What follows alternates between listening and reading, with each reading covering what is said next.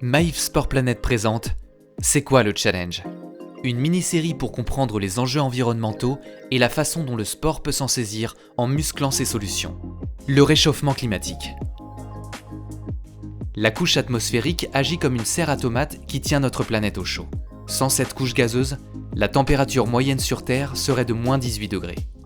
Mais quel est le problème ? Depuis 200 ans, en brûlant des hydrocarbures, nous envoyons une quantité considérable de gaz à effet de serre dans l'atmosphère. Cette accumulation de gaz renforce l'effet de serre atmosphérique et conduit à un réchauffement qui modifie le climat planétaire. En Sibérie, la fonte des sols gelés libère du méthane qui aggrave la situation. En France, il fait de plus en plus chaud. Les projections météo à 2050 annoncent des pics de température à 48 degrés Celsius à Perpignan et 43 degrés Celsius à Lille. En 2015, l'accord de Paris sur le climat a fixé à plus 1,5 degré le niveau acceptable de réchauffement global. Cet objectif nous enjoint à diviser par 5 nos émissions de gaz à effet de serre. Nous n'en prenons pas le chemin. Si nous poursuivons nos consommations actuelles d'hydrocarbures, le réchauffement atteindra les 6 degrés à la fin du siècle. Et le sport dans tout ça ? Le mouvement sportif a tout intérêt à ce que cet emballement climatique soit enrayé. D'une part parce que, sur le plan médical, la pratique sportive est déconseillée au-dessus de 32 degrés. D'autre part, de nombreuses activités se déroulent sur gazon, dont l'entretien deviendra impossible. Le réchauffement affecte également les activités d'eau et de montagne. L'assèchement des lacs et rivières et la baisse de l'enneigement réduisent considérablement le nombre de jours de pratique. Déjà aujourd'hui, la production de neige artificielle consomme d'énormes quantités d'eau et d'énergie. Quand l'eau deviendra plus rare, le problème sera accru.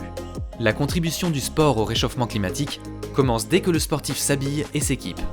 Des distances énormes séparent le lieu de production des matières premières, l'usine de fabrication et le magasin de vente au détail.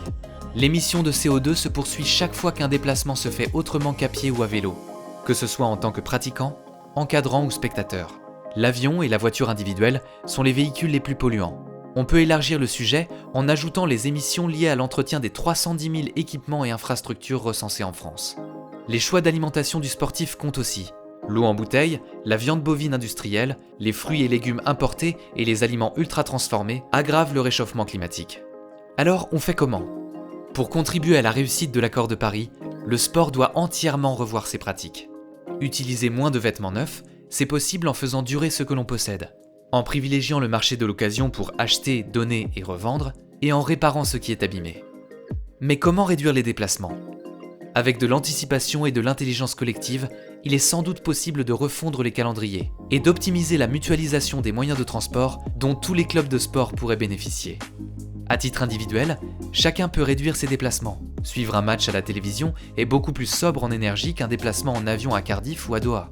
Faut-il aussi construire absolument de nouvelles infrastructures ? Si oui, leur conception doit prendre en compte les enjeux du réchauffement climatique, par leur dimensionnement, leur accessibilité en transport en commun, par le choix des matériaux et des systèmes d'éclairage et de chauffage. Et enfin, le choix s'impose d'une alimentation locale et de saison.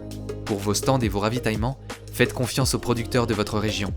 Diviser par 5 les émissions de CO2, c'est peut-être le plus grand défi à relever de l'histoire de l'humanité. Le mouvement sportif peut donner l'exemple.